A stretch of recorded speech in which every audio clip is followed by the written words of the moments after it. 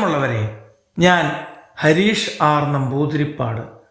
കാക്കാഴം കാട്ടിലെ കാർത്തിക വിളക്ക്. ഈ കഥ കേൾക്കൂ.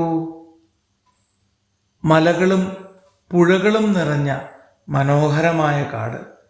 അവിടെ ആനയും മാനും മുയലും കുരങ്ങനും പക്ഷികളും ഒത്തൊരുമിച്ച് സന്തോഷത്തോടെ ജീവിച്ചിരുന്നു.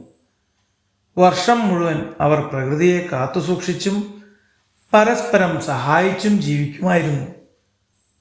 ഒരു ദിവസം കാട്ടിലെ ആനക്കൂട്ടത്തിൻ്റെ തലവൻ പറഞ്ഞു, നാളെ തൃക്കാർത്തികയാണ്, നമുക്കും ദീപങ്ങൾ തെളിച്ച് മലവാഴും ദേവിയെ ഭജിക്കാം.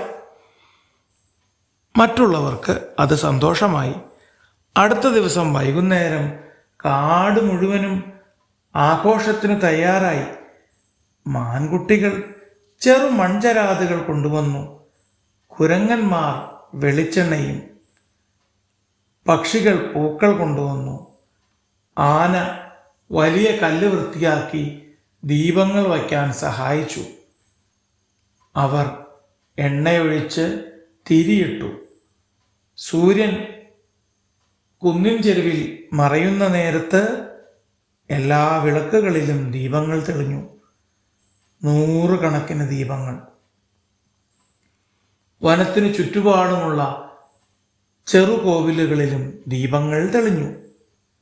ദേവിയുടെ അനുഗ്രഹം ലഭിക്കാനായി എല്ലാവരും ചേർന്ന് പ്രാർത്ഥിച്ചു. കാട്ടുമൃഗങ്ങൾ ആടാനും പാടാനും തുടങ്ങി. മയിലുകൾ നൃത്തം ചെയ്തു. കുരങ്ങന്മാർ ചെണ്ട കൊട്ടി.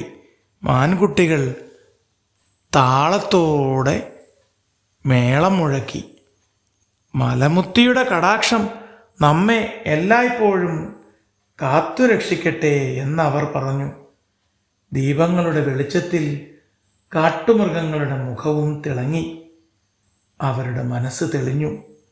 അപ്പോൾ ആനത്തലവൻ പറഞ്ഞു, ദീപം വെളിച്ചം നൽകുന്നത് പോലെ നാം മറ്റുള്ളവരുടെ മനസ്സിലും സന്തോഷവും നന്മയും നിറഞ്ഞ ദീപങ്ങളാവണം. അത് കേട്ട് എല്ലാ മൃഗങ്ങളും സന്തോഷത്തോടെ തലകുലുക്കി. ആ രാത്രി കാട് മുഴുവനും ദീപപ്രഭയിൽ തിളങ്ങി. അന്നു മുതൽ അവർ എല്ലാ കാർത്തിക വിളക്കിനും ഒത്തൊരുമിച്ച് ദീപക്കാഴ്ച ഒരുക്കാൻ തീരുമാനിച്ചു. ഒത്തൊരുമയും നന്മയുമുള്ളിടത്താണ് യഥാർത്ഥ വെളിച്ചമെന്ന് കാട്ടിലെ കൂട്ടുകാർ തെളിയിച്ചു.